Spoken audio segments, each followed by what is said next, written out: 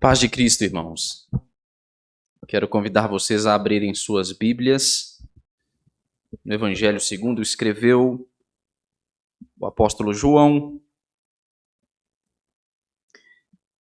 capítulo de número 15, finalzinho do capítulo de número 15, os versos 26 e 27, até a parte A, a primeira parte do verso 4 do capítulo 16.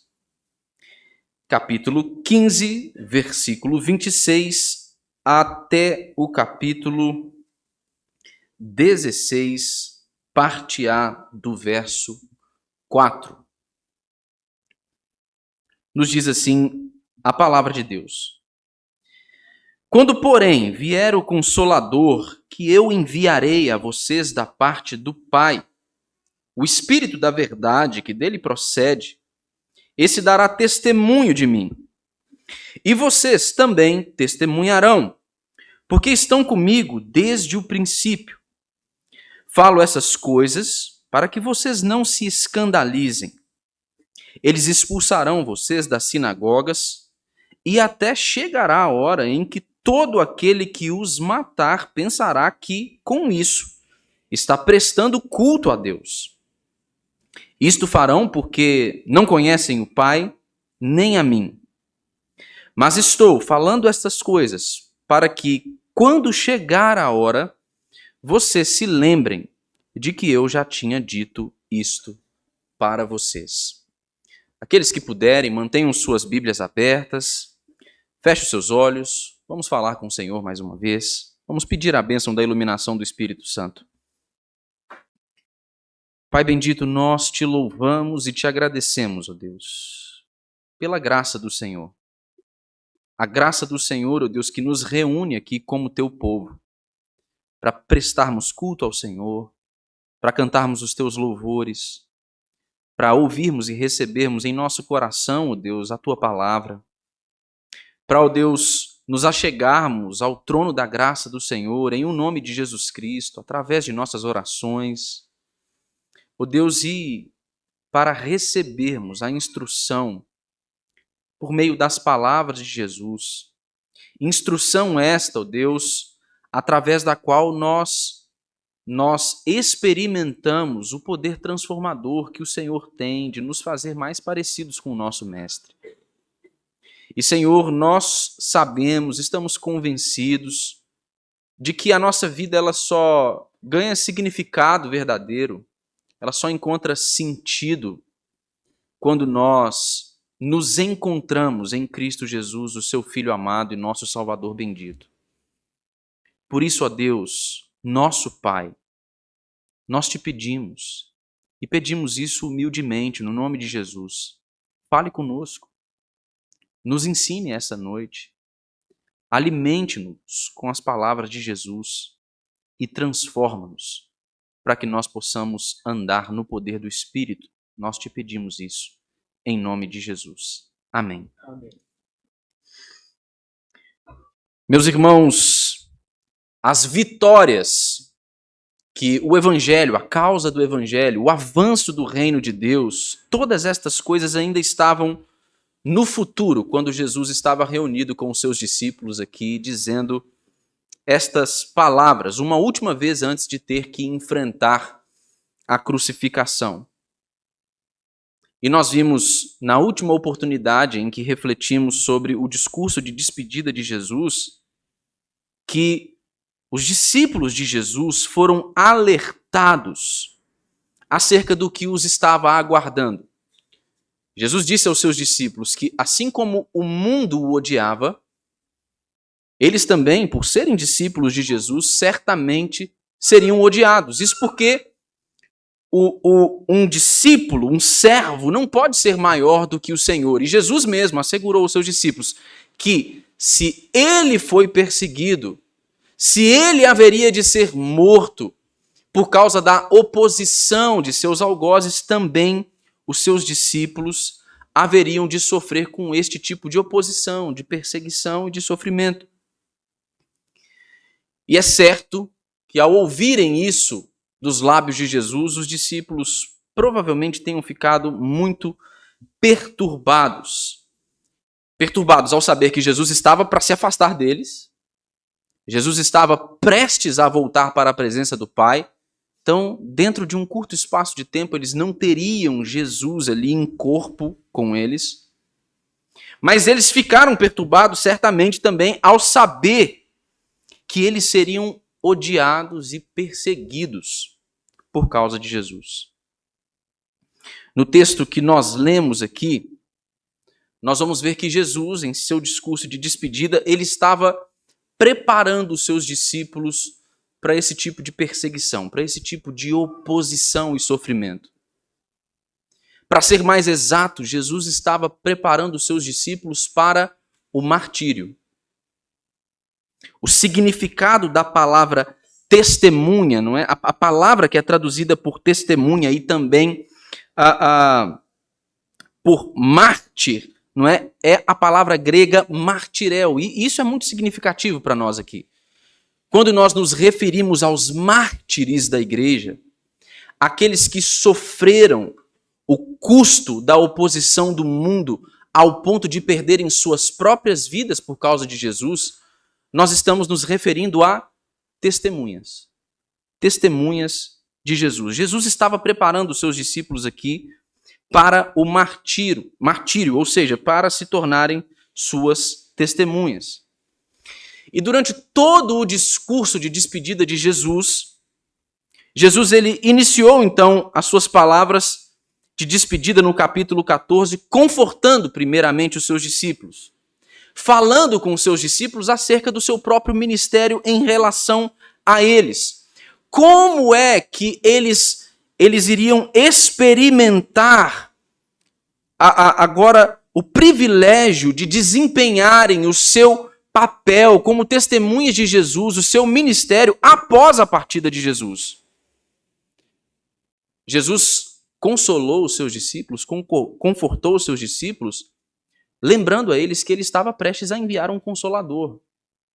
Jesus estava prestes a enviar alguém para estar ao lado deles, juntamente com eles, para lembrá-los das palavras, dos ensinamentos que Jesus havia conferido, compartilhado com os seus discípulos ao longo do tempo que eles andaram juntos.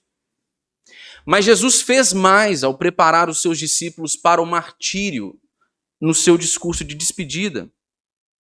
No capítulo 15, Jesus exortou os seus discípulos a permanecerem nele, para que eles pudessem dar fruto. Ele fez isso por meio do uso da metáfora da videira verdadeira.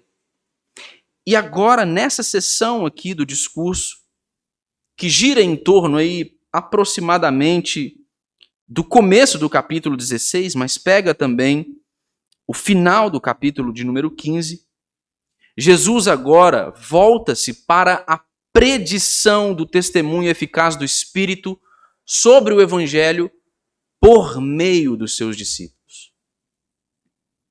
A grande obra, irmãos, do testemunho do Evangelho, que iria transformar o mundo, ela iria começar com este grupo de homens.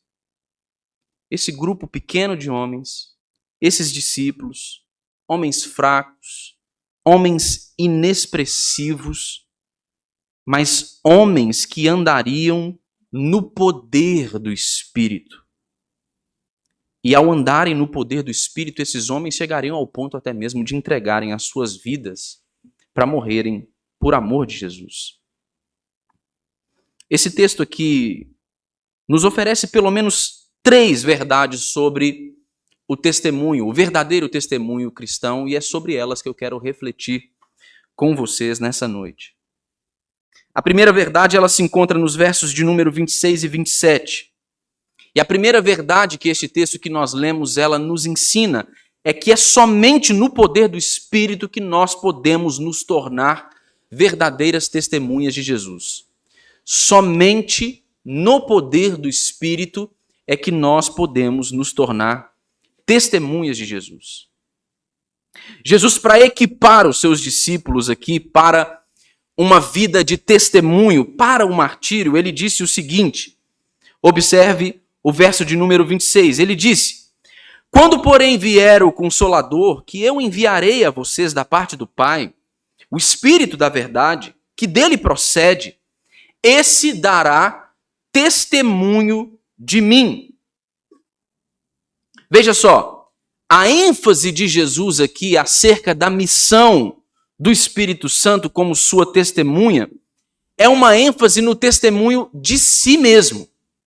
Jesus está dizendo que a missão do Espírito Santo, como uma testemunha, é dar testemunho do próprio Jesus.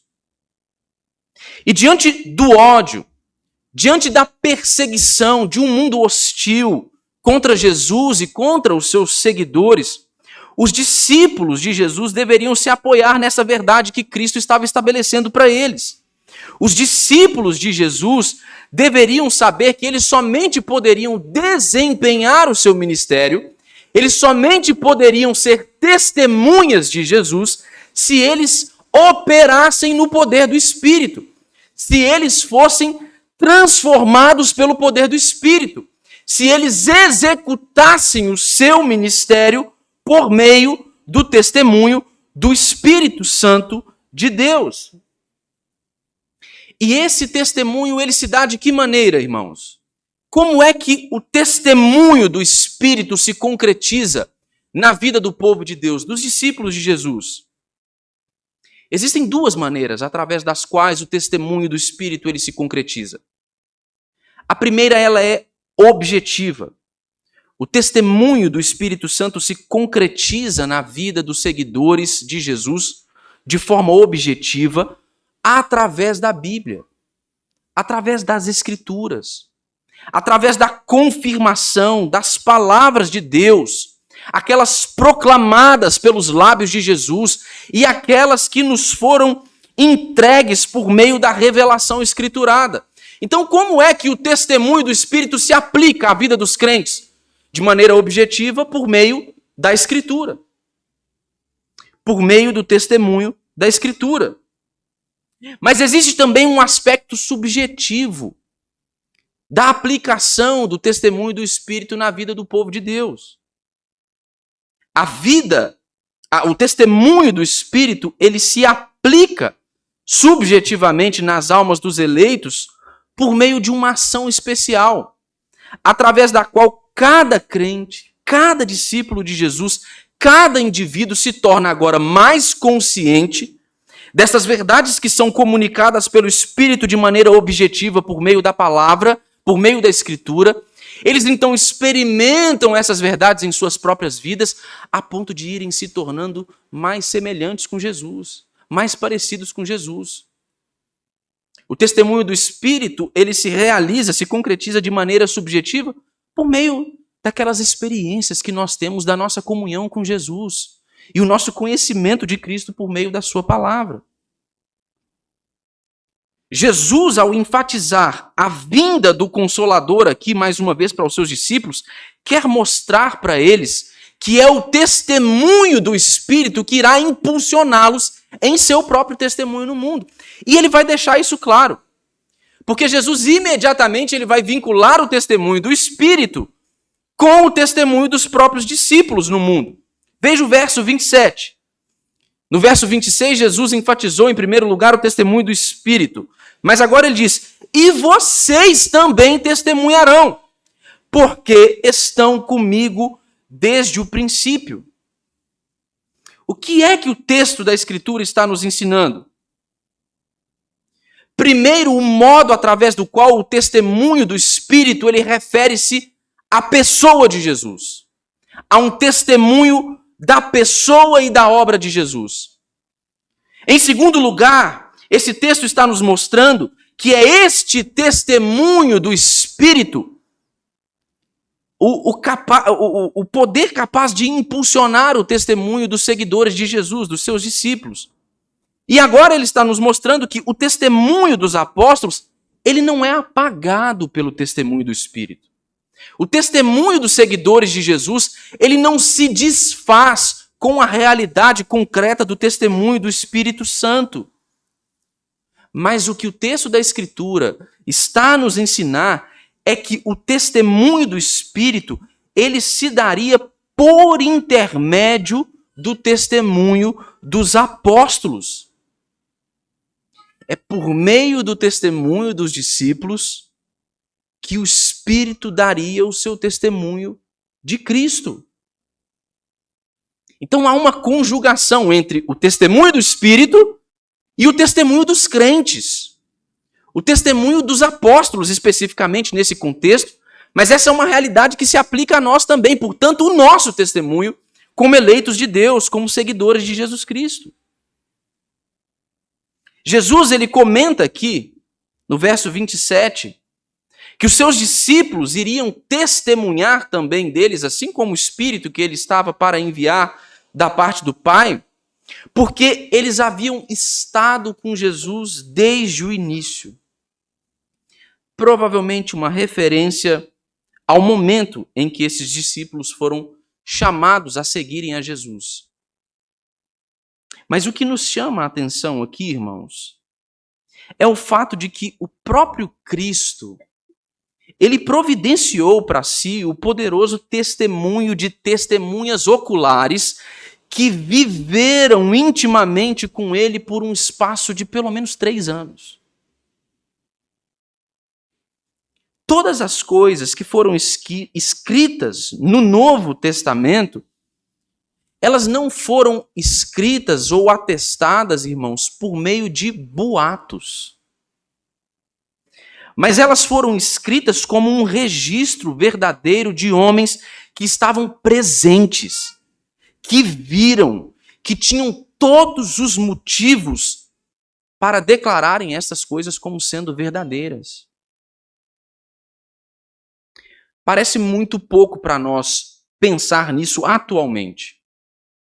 Porque a gente vive em um tempo em que as palavras, elas perderam muito do seu valor. O testemunho pessoal de uma pessoa, nós hoje somos tendentes à desconfiança quando ouvimos alguém comentando acerca de algo. Mas essa não era necessariamente a realidade desse tempo. E não era a realidade deste tempo, irmãos, porque essas pessoas eram melhores do que as pessoas do nosso tempo presente. Não é isso. Mas nesse contexto, o testemunho verbal de uma pessoa, ele tinha muito poder, muito significado. Quando nós destacamos isso, nós precisamos nos tornar, inclusive, conscientes que esse é um grande argumento apologético. Testemunhas oculares afirmaram terem visto, experimentado, presenciado aquelas coisas ao ponto de entregarem as suas próprias vidas. E você sabe, naquele tempo, qual era o meio mais comum, eficaz, de se provar algo em um tribunal? O testemunho ocular de uma pessoa. Hoje, a ciência nos dá uma série de outras evidências, para nós comprovarmos as coisas, nós conseguimos averiguar de outras maneiras, mas naquele tempo, o que tinha o peso em um tribunal era o testemunho de uma pessoa. A pena para uma pessoa que testemunhasse falsamente naquele tempo era uma pena severa, irmãos. Era uma pena severa. E os apóstolos de Jesus morreram por causa do seu testemunho. E homens, irmãos, não morrem por um testemunho que eles sabem que é falso. Ninguém morre por um testemunho que ele sabe que é mentiroso. É impossível imaginar que a mensagem cristã ela tivesse o mesmo poder se ela não fosse atestada por estas testemunhas oculares, vivendo, se movendo, exercendo o seu ministério e testemunhando de Jesus Cristo no poder do Espírito. O testemunho ocular de uma pessoa era, naquele contexto, a maior prova de um fato. E estes discípulos, no poder do Espírito, testemunhas oculares, dos feitos de Jesus, viveram intimamente com ele, foram alvos de sua graça, viram suas obras, experimentaram todo aquilo que Jesus tinha para ensinar, para realizar através do seu ministério, estes homens, no poder do Espírito, entregaram suas vidas à morte por causa da verdade do Evangelho. Pense nisso, irmãos. Nós não estamos lidando com uma causa qualquer, ou com uma mensagem qualquer, ou com uma religião qualquer. Nós não estamos lidando com uma religião que promete para as pessoas uma vida fácil, uma vida tranquila, amena, sem dificuldades. Porque a realidade do cristianismo é essa realidade de sofrer com ódio, a hostilidade de um mundo que odeia a Deus e o seu Messias, o seu ungido. Pense em todo o sofrimento, pense em todo o ódio, pensem em todas as tentativas de um mundo hostil contra o Evangelho de sucumbirem, de abafarem a mensagem do Evangelho, de conterem o crescimento e o avanço do reino de Deus. O que é que aconteceu com essas pessoas? E o que é que aconteceu com a igreja? Nós estamos aqui, 2000 anos depois, proclamando essas mesmas verdades. Nós continuamos aqui, testemunhando no poder do Espírito a realidade do Evangelho, que homens, testemunhas oculares, também no poder do Espírito, testemunharam ao ponto de morrerem por causa dessa verdade. Essa não é uma causa que será vencida, irmãos. Essa não é uma mensagem que será apagada da história. Porque essa é a verdade que dá sentido à história como nós a conhecemos. A verdade do Evangelho e do testemunho do Espírito por meio do testemunho dos crentes no mundo. A segunda verdade desse texto acerca do testemunho cristão, ela se relaciona muito com o que eu disse agora sobre o sofrimento. A verdade que esse texto nos ensina, irmãos, é que o testemunho cristão ele é tecido nos sofrimentos. Ele se desenvolve, ele floresce em meio aos sofrimentos. Jesus, como maneira de se referir aqui a tudo que ele já havia dito aos seus discípulos sobre o ódio do mundo contra ele e também contra os seus discípulos, ódio que os seus discípulos ainda haveriam de experimentar, Jesus diz o seguinte, no verso de número 1 do capítulo 16, observe aí, ele diz: falo essas coisas para que vocês não se escandalizem. Por que Jesus está dizendo isso aqui? Jesus ele quer deixar claro aqui a sua firme intenção de que os seus discípulos eles não viessem a tropeçar frente à intensidade da oposição que eles iriam experimentar. Jesus ele está dizendo aos seus discípulos que assim como ele foi odiado, eles também seriam odiados, eles também seriam perseguidos. E ele não pinta isso com cores alegres, mas ele pinta este quadro com cores densas, ele é honesto, ele é franco. Não é um sofrimento qualquer, como alguém que sofre com a dor de uma unha encravada. E Jesus vai deixar isso claro, é um sofrimento intenso, duro, que pode custar a vida de suas testemunhas. Jesus vai falar, inclusive, explicitamente sobre duas formas de perseguição que representam toda essa gama de aflição que os primeiros crentes eles iriam experimentar. Veja o verso de número 2 do capítulo 16. Jesus diz primeiro que ele está falando essas coisas para que os seus discípulos não tropeçassem frente à oposição do mundo, e ele diz: eles expulsarão vocês das sinagogas. e até chegará a hora em que todo aquele que os matar pensará que com isso está prestando culto a Deus. Jesus fala especificamente de dois perigos. Dois perigos que abrangem toda essa realidade da aflição que os discípulos haveriam de sofrer com elas. Jesus, em primeiro lugar, se refere à ameaça da excomunhão por causa da fé que eles tinham em Jesus. Veja só, a igreja cristã, nós, porque a palavra de Deus nos ensina assim, nós praticamos a excomunhão. Não é algo que nós fazemos com alegria e nem devemos fazer de maneira irrefletida, porém de maneira sábia, tendo cumprido a palavra de Deus em todas as suas etapas. Mas nós ainda praticamos a excomunhão. Nós excluímos pessoas do rol de membro de nossas igrejas locais. Mas a excomunhão, quando administrada de maneira correta, segundo a ordenança da palavra de Deus, ela tem o poder de declarar a terrível alienação de uma pessoa que diz ser cristã de Deus e também do povo de Deus.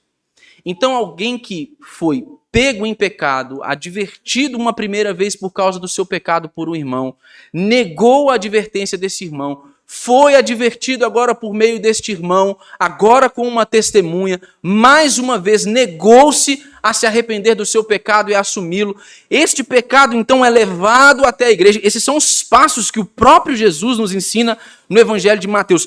Quando se esgotam todas essas etapas, e esta pessoa que diz ser um crente, ela não se arrepende e ela permanece no seu pecado, parte da disciplina amorosa de Deus que ele nos ordena a cumprir na igreja local envolve isso, a excomunhão.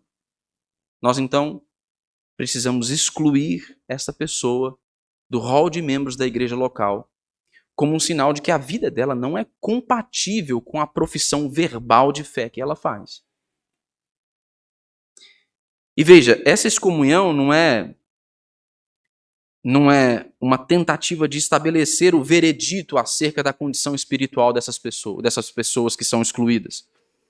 Quando isso é praticado, por exemplo, no exemplo de Paulo, escrevendo aos Coríntios, Paulo nos ensina que, ao excluir um pecador impenitente que estava ali no meio da igreja de Corinto, ele estava fazendo isso para que, quem sabe, ele fosse salvo no último dia. Para que essa disciplina, este trato do Senhor, fosse o meio através do qual Deus iria trazer essa pessoa para perto de novo. Então nós ainda administramos a excomunhão, mas ela significa exatamente essas coisas que eu disse aqui. Mas era algo muito diferente no contexto das palavras de Jesus aqui, quando ele fala sobre excomunhão. No contexto de Jesus aqui, no judaísmo da época de Jesus, a excomunhão significava não apenas a separação da vida espiritual de Israel, incluindo participação do culto, sacrifícios, as orações, a leitura das escrituras nas sinagogas e no templo. A excomunhão no contexto do judaísmo nos tempos de Jesus, ela significava também uma separação da vida social e até mesmo da vida econômica da nação de Israel. Sabe o que isso significa? Significa que se um homem ele fosse expulso da sinagoga, naquele contexto, ele não ia conseguir um emprego. Isso significa que se este homem expulso da sinagoga, ele tivesse um negócio, ele iria perder todos os seus clientes. A excomunhão significava ser separado da família, da igreja, da nação. Era um castigo terrível. Jesus está olhando para os seus discípulos, a quem ele está preparando para o martírio, e está dizendo assim: vocês serão excomungados. Vocês serão expulsos da sinagoga, da vida espiritual da nação de Israel, da vida social, até mesmo econômica. Vocês vão perder seus bens, prestígio, credibilidade. Até mesmo seus familiares vão virar as costas para vocês. Isso é o que vai acontecer com vocês por minha causa. Em segundo lugar, Jesus disse aos seus discípulos que eles chegariam até mesmo ao ponto de serem mortos em nome de Deus. Ia chegar o tempo, disse Jesus aos seus discípulos, em que as pessoas que matassem a eles, elas iriam fazer isso pensando que estavam prestando culto a Deus. Irmãos, essa noção de que matar hereges, não é, poderia ser um ato de adoração divina, essa noção ela pode ser atestada, comprovada ao longo da história. E ao longo da própria Escritura, da narrativa da própria Escritura. É só nós observarmos o livro de Atos dos Apóstolos. Por exemplo, nós vamos ver um exemplo disso no martírio de Estevão, no capítulo 7 de Atos. Todas as ações que motivaram o apedrejamento de Estevão enquanto ele pregava o Evangelho, elas foram motivadas por uma convicção de que eles estavam a calar um mentiroso, um herege. Aqueles que apedrejaram a Estevão, eles pensavam que estavam prestando culto a Deus. Eles estavam sendo motivados pelo seu zelo. Flávio Joséfo, ele fala sobre a morte de Tiago, irmão de Jesus. Ele vai dizer que Tiago, ele foi apedrejado por instigação do sumo sacerdote Ameno II, no tempo em que foi morto. O líder religioso da nação judaica pediu a cabeça do irmão de Jesus por causa de seu compromisso com o evangelho e da fé que ele testemunhava. E por que é que este sumo sacerdote fez isso? Porque ele acreditava que estava prestando culto a Deus. Nós podemos ler também sobre a execução de Policarpo, por exemplo, por parte dos romanos.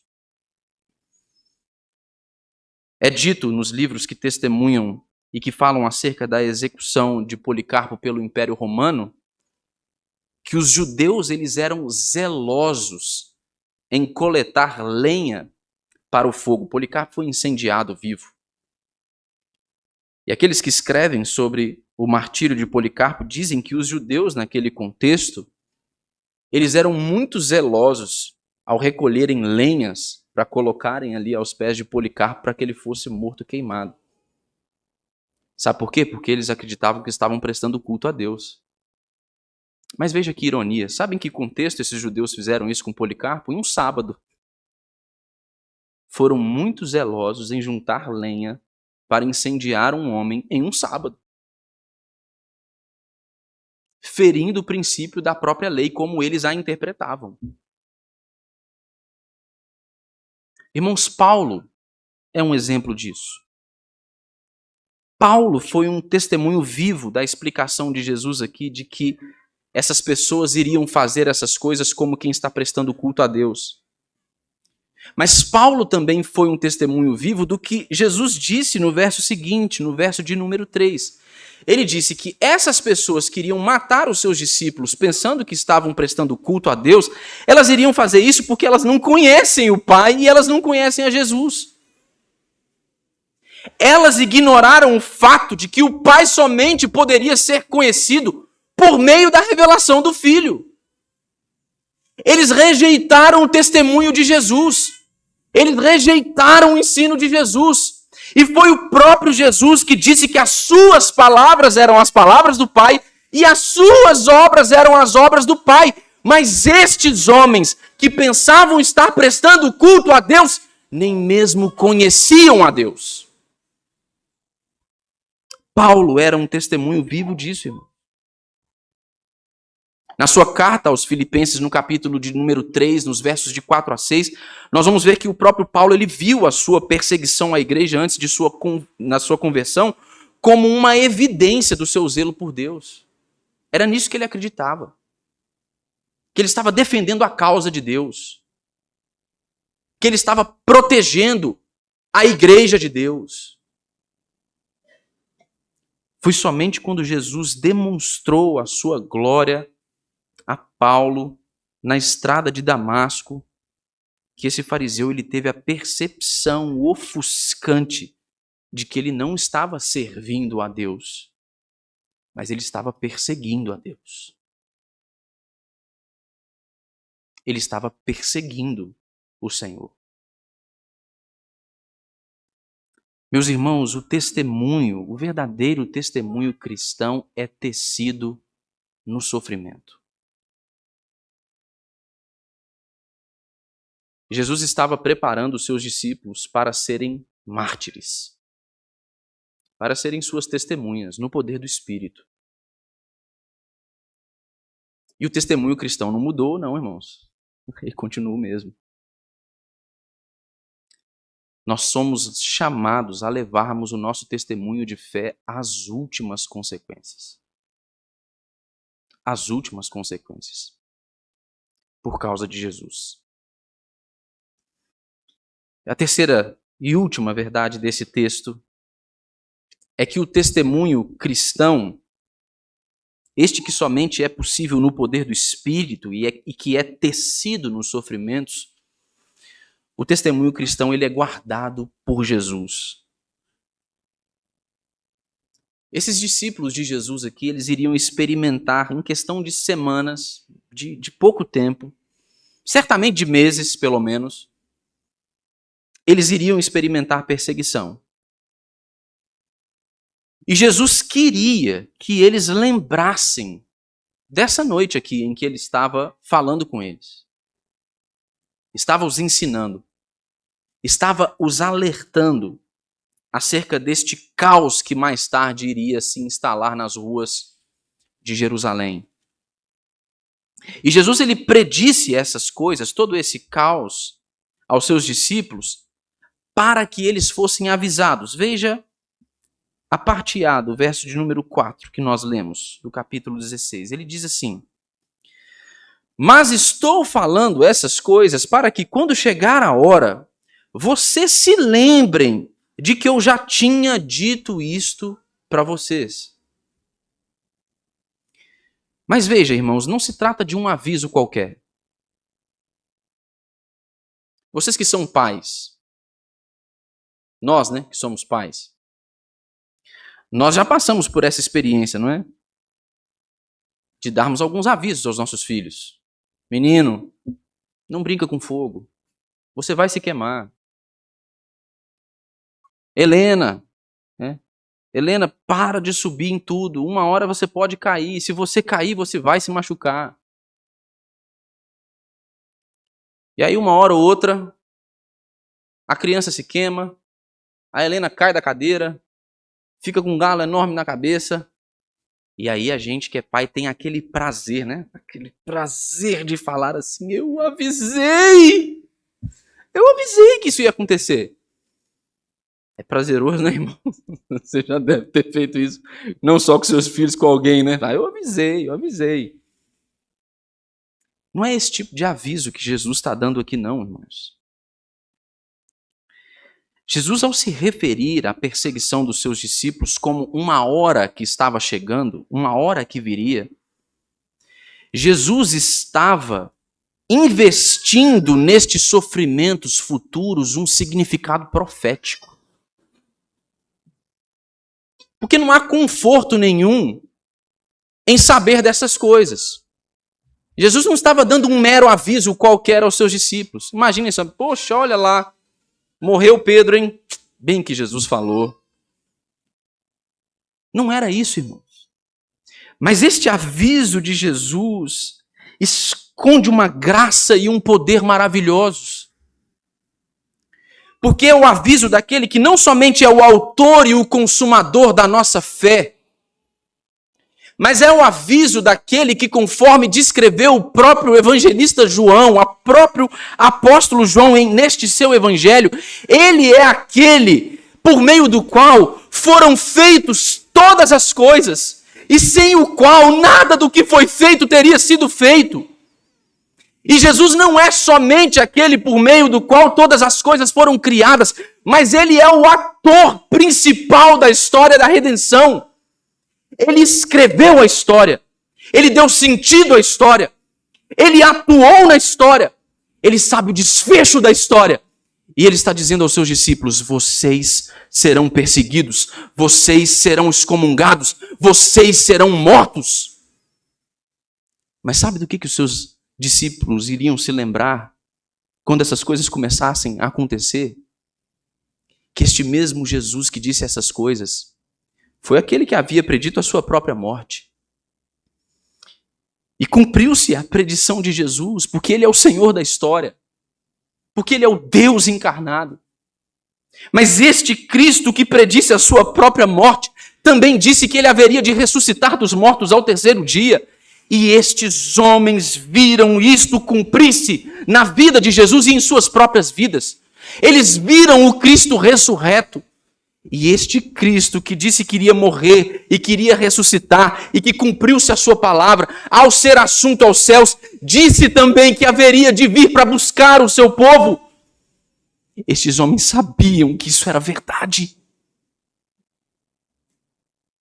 Não era um mero aviso. Eles se lembrariam de toda essa realidade. Nós vimos o quão verdadeira é a palavra de nosso Mestre. Ele morreu. Ele ressuscitou, certamente ele virá para nos levar. Por isso eles podiam morrer. Por isso esses homens podiam morrer.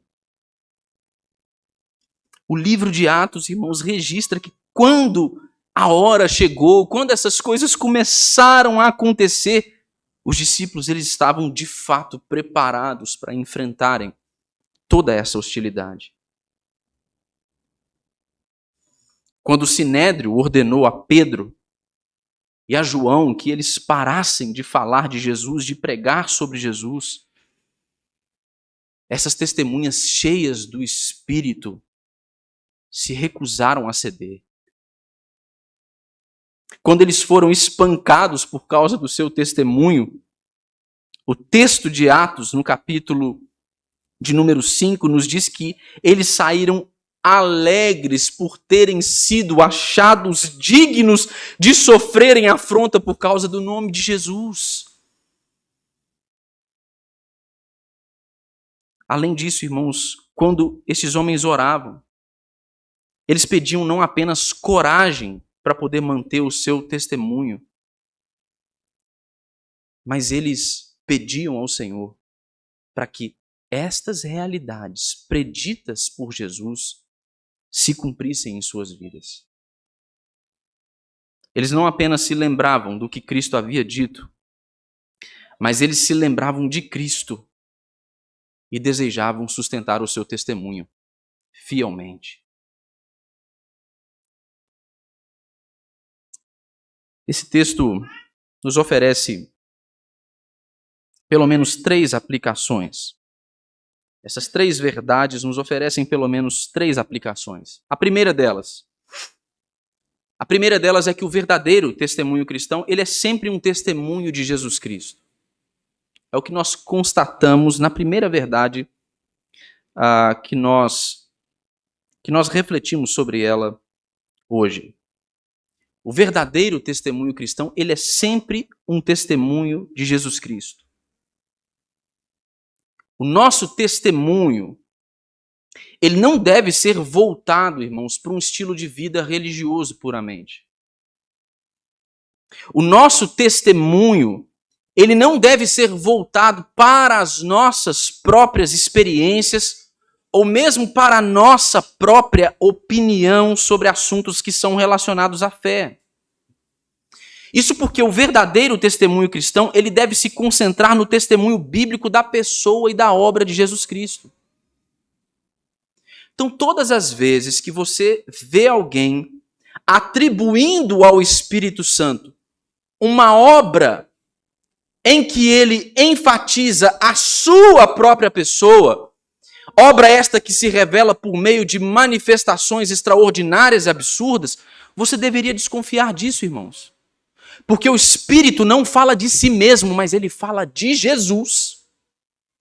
Ele testemunha de Jesus. O papel do Espírito não é o de ficar promovendo movimentos sem significado no meio de uma igreja, para que esse povo se encha de euforia e pense assim: meu Deus, olha só o que o Espírito Santo fez hoje. Se isso não leva você para Jesus, para a revelação de Cristo Jesus em sua palavra, para a revelação da sua obra, para o seu ensino, isso não é obra e testemunho do Espírito. Porque o verdadeiro testemunho cristão e o verdadeiro testemunho do Espírito é o testemunho de Jesus Cristo. É o testemunho de Jesus Cristo. O Espírito atua, opera o seu poder livremente em lugares em que a palavra de Jesus é ensinada. Os olhos cobertos por escamas daqueles que ouvem essa palavra de Jesus sendo ensinada, eles então são abertos. Essas pessoas então contemplam a beleza de Jesus na narrativa do Evangelho. E essas pessoas rendem suas vidas a Jesus. E essas pessoas agora estão começando a ficar mais parecidas com Jesus. Esse é o testemunho do Espírito.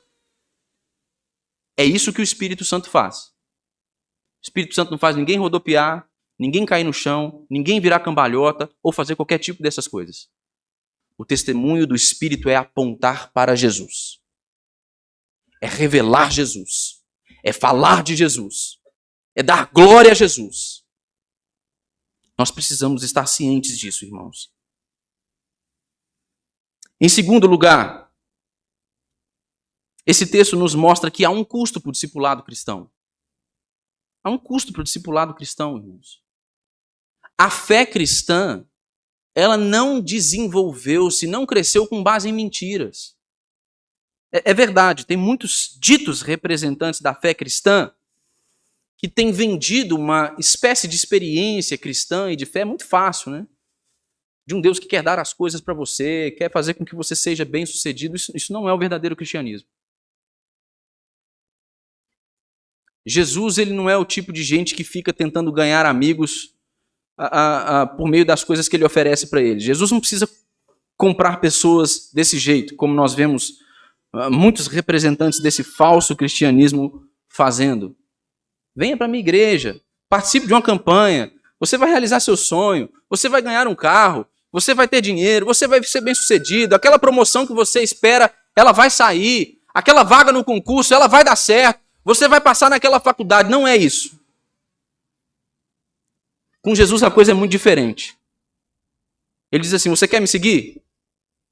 Então você deve tomar a sua cruz e você deve morrer nela.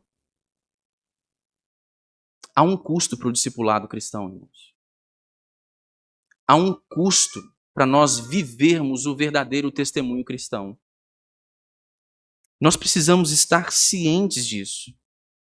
E entrar no sofrimento, reconhecer que esse sofrimento, ele segue o padrão da vida de Jesus, e ele cumpre a palavra de Jesus. Isso pode fortalecer homens e mulheres para quem essa fé ela tem um custo elevado demais.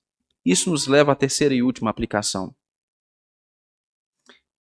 João escreveu essas palavras aqui de Jesus justamente para oferecer uma poderosa palavra de encorajamento aos seus irmãos na fé, que estavam sendo expulsos da sinagoga por seus próprios familiares, por seus amigos.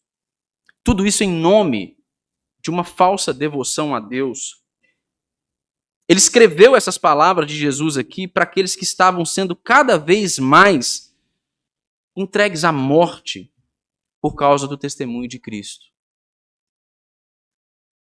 E em nossos dias, irmãos, esta palavra de Jesus, conforme descrita aqui no texto que nós lemos, também tem esse poder encorajador, para que nós continuemos a sustentar o nosso testemunho, sabendo que é o próprio Jesus que preserva o nosso testemunho, que garante por sua soberania e graça que nós haveremos de perseverar até o final.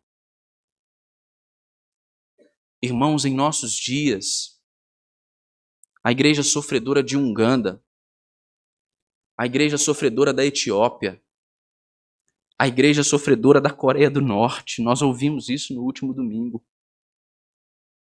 Igrejas que sofrem em estados comunistas, em repúblicas islâmicas.